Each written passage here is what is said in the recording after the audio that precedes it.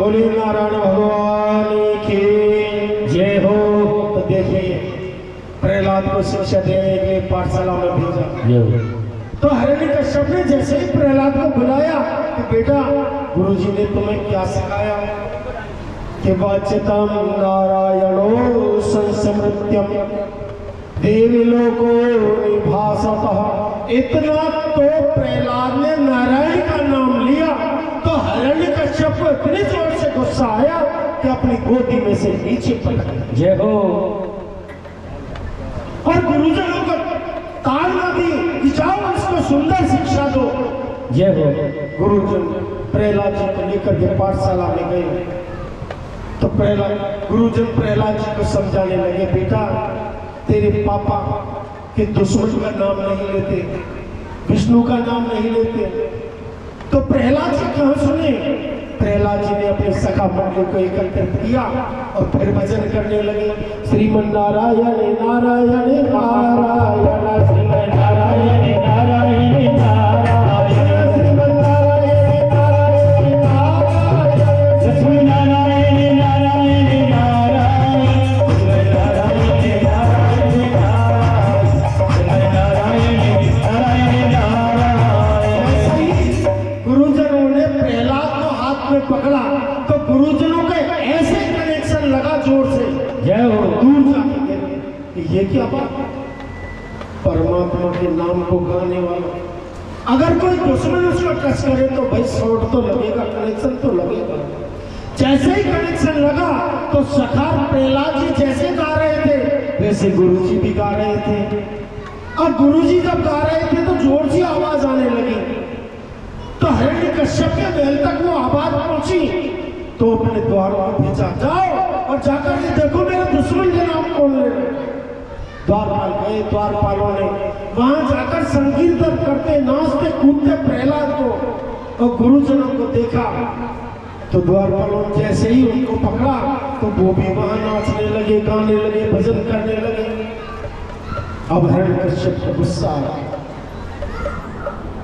यद्यं न केवलं यास्तराजं सैवे बलं बलिनां च परेशान परे वरे व्यं स्तुति जंगमाला ये निवसं प्रणिता निजाया।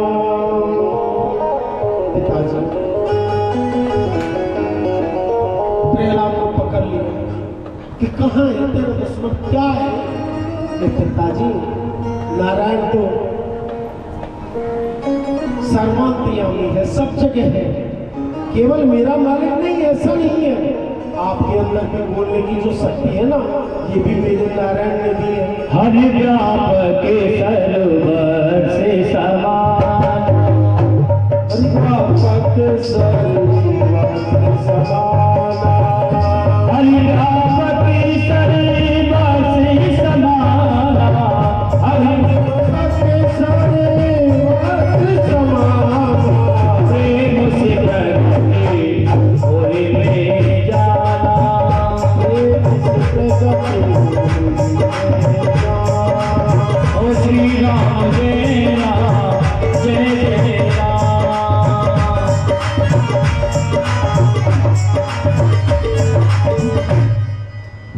पिताजी आपने भी जो बोलने की शक्ति दी है ना ये भी मेरे नारायण ने दी है।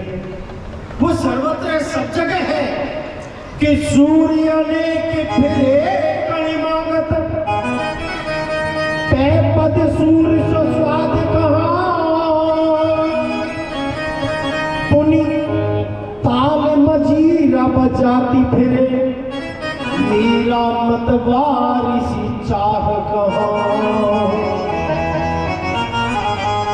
सिया राम कथा कितनों ने लिखी पर तुलसी जैसी मर्यादा कहाँ। नरसिंह बसे प्रति खम्मन में पर काटन को प्रहलाद कहाँ।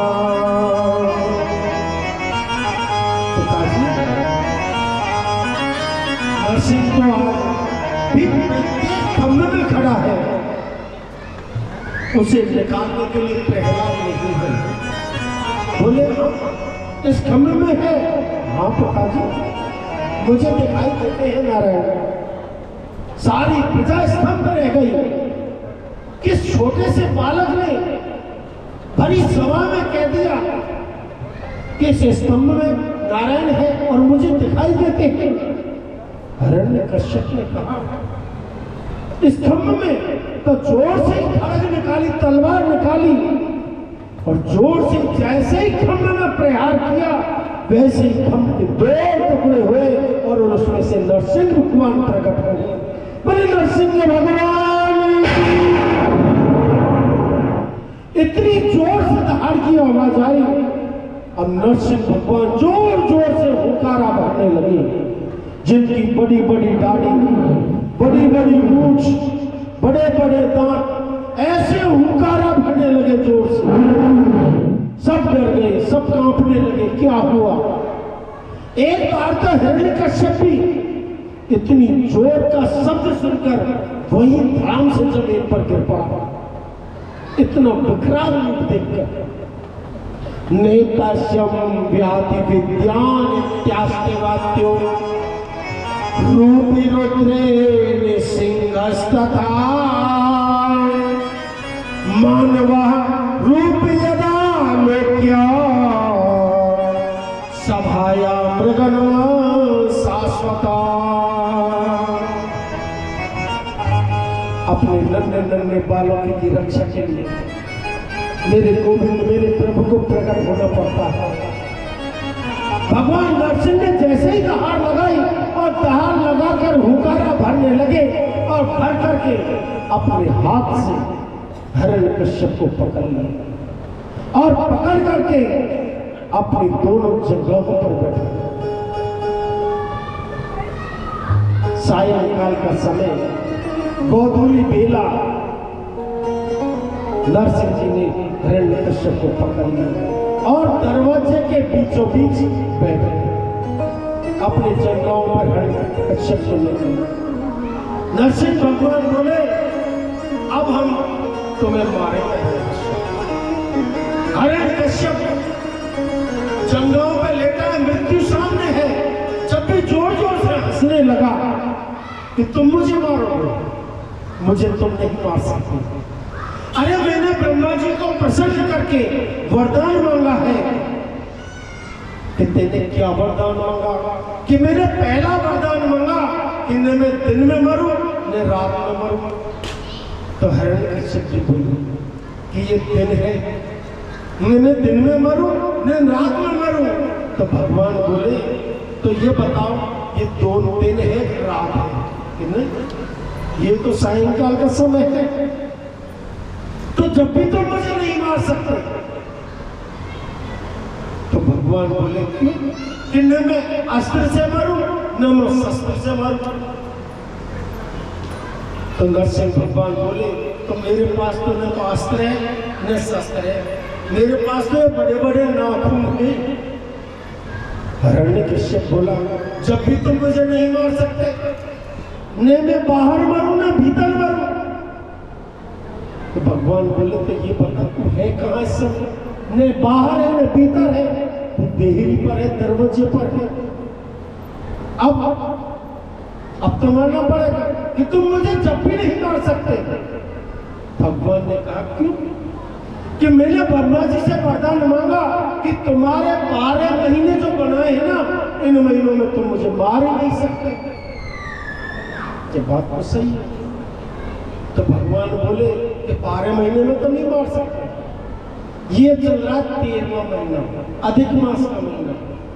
तो ये तो तेरे 12 महीनों की गिनती में नहीं है ना, ये तो तुमने विधाता से वरदान नहीं मांगा ना। एक बात बताओ हिरण्यकश्यप, अरे जिसको बनाते हैं उसको हम बनाते हैं। भगवान बोले हमें ब्रह्मा थोड़ी बनाता है, हम ब्रह्मा को बनाते हैं। तो हिरण्यकश्यप बोला आप कौन हो भाई? कि मैं हूं नारायण। जैसे ही उसने नारायण का नाम सुना तो हिरण्यकश्यप एक बार तो गोदी में से छूट के भागने लगा उठने लगा तो फिर से ना भगवान ने पकड़ लिया और पकड़ करके अपनी जंघों पर लिटा करके दोनों हाथों के नाखून उसकी छाती में गाड़ दिए और छाती को चीर करके उसकी नसों को निकाल करके अपनी गर्दन में लपेटने लगे, आंतों को निकाल के गले में लगाने लगे। राजा ने पूछा कि महाराज ये आंतों को निकाल कर प्रभु गले में क्यों पहन रहे हैं? सुखदेव जी बोले, प्रभु ने सोचा होगा ये राक्षस चाहे जैसा भी है तो मेरे भक्त के पिता ही है, तो ये मेरे भक्त के पिता, मेरे भक्त को जन्म दिया है इन्होंने, है तो प्रहलाद के पिता ही। अब धीरे धीरे भगवान का कोप क्रोध धीरे धीरे शांत होने लगा, लेकिन जितने भी वहां लोग खड़े थे वो सारे डर रहे थे। अब वो भगवान का क्रोध को शांत कौन करे? देवता लोग स्तुति करने लगे, देवता लोग दौड़े दौड़े महालक्ष्मी जी के पास गए और लक्ष्मी जी से बोले, हे मैया तुम्हें इन्हें शांत करो। तो लक्ष्मी जी आई दौड़ी दौड़ी और दौड़ी दौड़ी आकर के जब बब्बर शेर का रूप देखा ना तो लक्ष्मी जी भी डर गई कि मेरी तो बस की नहीं है, मैं इनके क्रोध को शांत कर दूं। तो ब्रह्मा जी से बोले कि लोग आप डरिए नहीं, क्रोध आता ही है, प्रभु को क्रोध आया है तो प्रभु को क्रोध शांत भी उसके हिस्से से करेंगे। सभी देवता नारद जी प्रहलाद जी के पास गए, प्रहलाद जी को आदेश दिया और प्रहलाद जी जैसे ही भगवान नरसिंह भगवान के पास गए और जाकर के प्रहलाद ने प्रणाम किया। यत् प्रणाम यास्यतं शिष्यो भगवान नारायण हरि यश शिवम महातांडवम देवी योगो व्याजसी। कितना सुंदर दृष्टांत, बड़े बड़े ऋषि तपस्वी भी इस दर्शन को तरसते हैं। आज फूलों की वर्षा हो रही है। भगवान नरसिंह ने अपने खून से सने हाथों को प्रहलाद के सिर पर रखा और कहा, बेटा क्या बात है, क्यों चिंता करते हो? इन 12 गुणों में यदि कोई कुछ है तो तुम्हें तो अनायास भक्ति प्राप्त है। प्रहलाद जी कहते हैं, देखो मेरे पिताजी थे, मेरी माता थी, तो ये तो रजोगुण से उत्पन्न थे, तमोगुण वाले व्यक्ति थे। तो हे भगवान मेरे माता पिता हैं, इनको आप ऐसी उपाधि दीजिए, वाहम रजसम यास्तो सुरतले कुलतमांकता ने ब्राह्मणो न भविष्यति शीर्षम पदम भास्कर। शास्त्र कहते हैं जिसने इंद्रियों को जीत लिया हो वो पहले जीव को जीते, और जिसने जीव को जीत लिया हो वो अपने खान पान पर स्वयं नियंत्रण कर बैठेगा। क्यों? जीव ही स्वाद लेती है। अगर जीव को कंट्रोल कर लेंगे तो सारी चीज पर, खाने पीने की चीज पर स्वतः ही कंट्रोल हो जाएगा। तो प्रहलाद जी ने कहा, हे भगवान मुझे तो एक ही आशीर्वाद दीजिए कि मेरी हर परिस्थिति में जितनी भी मेरी इंद्रियां हैं, उपस्थित इंद्रियां हैं, ये इनका मुख आपके चरणों में लग जाए, आपके भजनों में इनकी प्रीति हो जाए, ऐसा मुख मोड़ने का आशीर्वाद देखो। सर्वज्ञ भगवान को देखो मैं, ऐसा आशीर्वाद दो, जिसको देखो उसमें आपका दर्शन करूं मैं। भगवान मुझे ऐसा आशीर्वाद दो।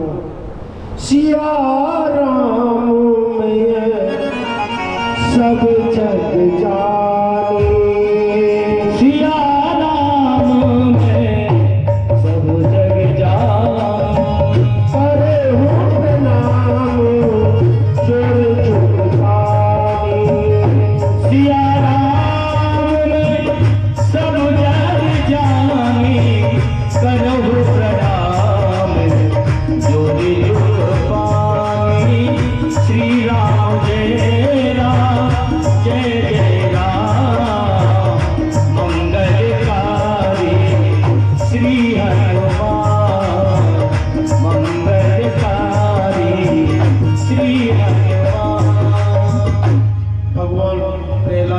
प्रसन्न हुए और प्रसन्न होकर के कहने लगे, बेटा अब वरदान मांगो।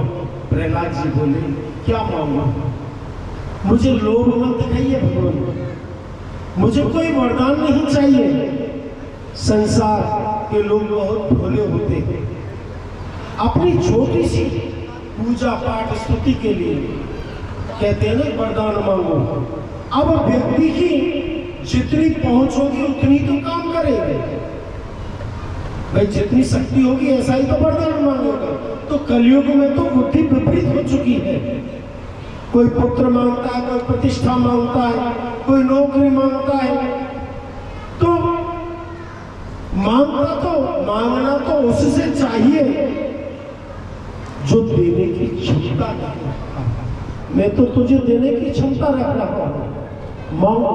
तो प्रहलाद जी बोले, भगवान योग चाहे तो योग दे डालो, भोग कहे तो भोग दे डालो, मुक्ति चाहे तो मुक्ति दे डालो, भक्तन को लेन देन करे पापो टारो न टारो। परमात्मा कहते हैं कि योग चाहे तो योग दे डालो, तुम मुझसे वैभव मांगो, क्रिया मांगो, वो मैं तुम्हें दे देता हूं। कि चलो मेरा इस भक्ति से पीछा तो छूटा। भोग कहे तो भोग दे डालो, जैसा तुम भोगने की चीज मांगते हो वो भी मैं तुम्हें देता हूं। तो मैं ये सोचता हूं चलो इस भक्ति से भी मेरा पीछा छूटा। अब मुक्ति चाहे तो मुक्ति दे डालो। अब मुक्ति भक्ति मांगोगे तो वो मैं कैसे दे दूं? वो मैं तुम्हें देता हूं, लेकिन वो आपस में प्रेम का संबंध जोड़ेगी। वो भक्ति और मुक्ति दोनों का आपस में एक संबंध है। इसे मैं आपको दे तो दूंगा लेकिन पीछा नहीं छोड़ेगा। इससे तो अपना संबंध जुड़ेगा। इसलिए नरसिंह भगवान ने प्रहलाद को अपनी गोद में बैठाया और सिर पर हाथ रखकर कहा, प्रभु मुझे कुछ नहीं चाहिए। भगवान बोले, कुछ तो मांगो बेटा, मैं तुम्हें कुछ देना चाहता हूँ। प्रहलाद जी बोले, तो मुझे एक ही वरदान दे दीजिए कि जीवन पर्यंत तक मेरी कुछ मांगने की इच्छा ना हो, ऐसा वरदान दे दीजिए। परमात्मा से कुछ मांगो ना। भगवान बोले, प्रहलाद तुम्हारे प्रेम के बदले में तुम्हें क्या दूं? फिर भी मेरी इच्छा है तुम्हें कुछ दे दूं। तो प्रहलाद ने कितनी सुंदर बात कही। एक बात आपसे निवेदन करना भूल गया कि मेरे पिताजी ने आपकी बहुत निंदा की, बहुत आपको कष्ट दिया, आपको गाली दी मेरे पिताजी ने। तुम्हारा एक ही आशीर्वाद दे दो कि मेरे पिताजी की दुर्गति ना हो, मेरे पिताजी को मोक्ष मिल जाए बस।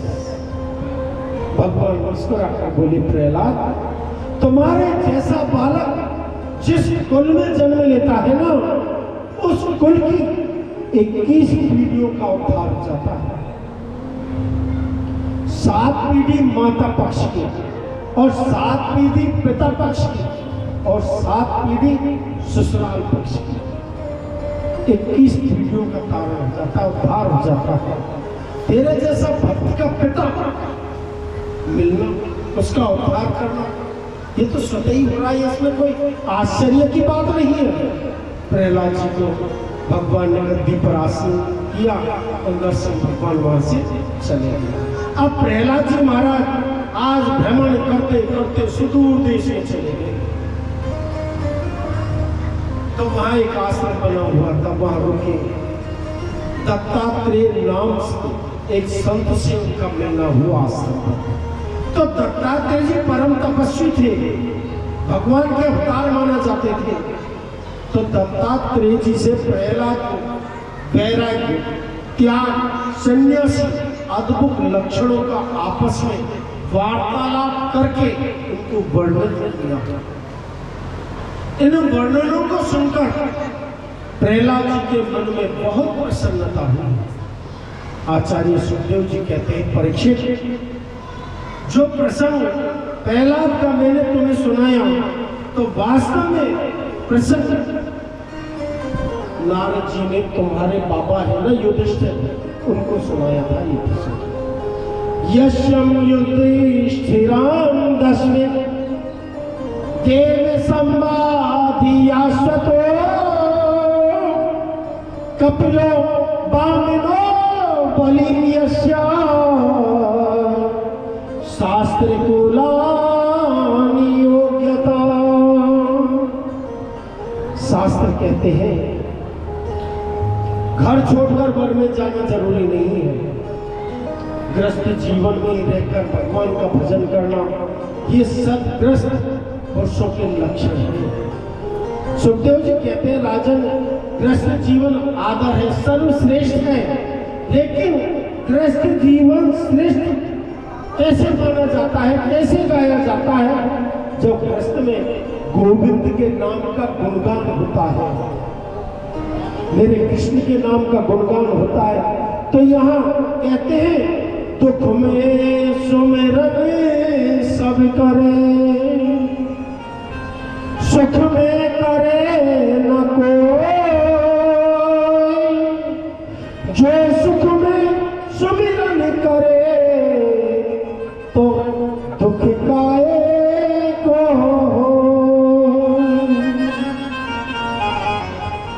परमात्मा को याद, अगर सुख है तो सुख में तो और ज्यादा करना चाहिए, तो दुख कभी आएगा ही नहीं। एक बार यहाँ आती है यज्ञां प्रीततम यशं देहग्राहस्य बाधिता यशं त्रिकूट महाहस्ता देवी हिंसा के योजना। देखिए एक पर्वत था, उस पर्वत का नाम था त्रिकूट पर्वत। त्रिकूट कहते हैं जिस पर्वत पर 3 शिखाएं हो उसे कहते हैं त्रिकूट पर्वत। दर्शन, त्रिकूट का दर्शन यद्यम यदा लोकम दहत त्रिकूट पर्वता, 3 कूट के जो भी 3 शिखर होते हैं उसे त्रिकूट पर्वत कहते हैं। और त्रिकूट पर्वत काफी ऊंचा पर्वत है। उस पर्वत के नीचे दरअसल में उस पर्वत के नीचे कुछ जीव वास करते हैं, बड़े बड़े हिंसक वास करते हैं। शेर है, हाथी है, गीदड़ है, ये छोटे छोटे हिंसक बड़े बड़े हिंसक वहां उसके नीचे वास करते हैं। और वही हाथियों के झुंड भी वास करते हैं।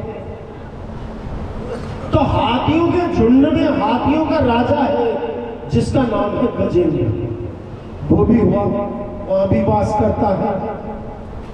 अब गजेंद्र का अर्थ हाथियों का राजा, बड़ा शक्तिशाली था वो गजेंद्र। उसके 50 तो पत्नी थी और 150 पुत्र थे उस हाथी की। जब गजेंद्र ने अपनी पत्नी और पुत्रों के साथ जल विहार करने के लिए गए कि चलो पत्नी और बच्चों को लेकर जल में स्नान करने के लिए गए, तो आपस में ग्राह की पत्नियां हाथी के ऊपर जल डाल रही हैं, बच्चे पिता के ऊपर जल डाल रहे हैं, सूंडों में भरकर आपस में कोलाहल खेल रहे हैं। आपस में बच्चे, पत्नी, हाथी क्रीड़ा कर रहे हैं, जल में आनंद ले रहे हैं। यद्यग्राहं समायुक्तं देवी विनिष्ठ ग्राहिका। अब जैसे ही उस कौतूहल को देखा तो पानी हिलोर लेने लगा। उसी तालाब में एक मगरमच्छ रहता था, ग्राह। जैसे ही पानी की हिलोर लगी तो जैसे ही ग्राहक को पता लगा कि इसमें कोई कौतूहल कर रहा है तो ग्राहक की नींद जागी, वो जल करके पानी में आगे बढ़ने लगा। और जैसे ही आगे बढ़ा तो उसने देखा था इतने हाथियों के बैल लगी है, कौतूहल कर रही है। तो ग्राहक ने गज का पैर पकड़ लिया जोर से पैर पकड़कर भीतर सरोवर में खींचने लगा। अब गज के कोई फर्क नहीं, क्यों बहुत बड़ा शक्तिशाली था वो। अरे कोई छोटा मोटा कीड़ा होगा, कहाँ फर्क पड़े थे इसे खाओ। धीरे धीरे गज ने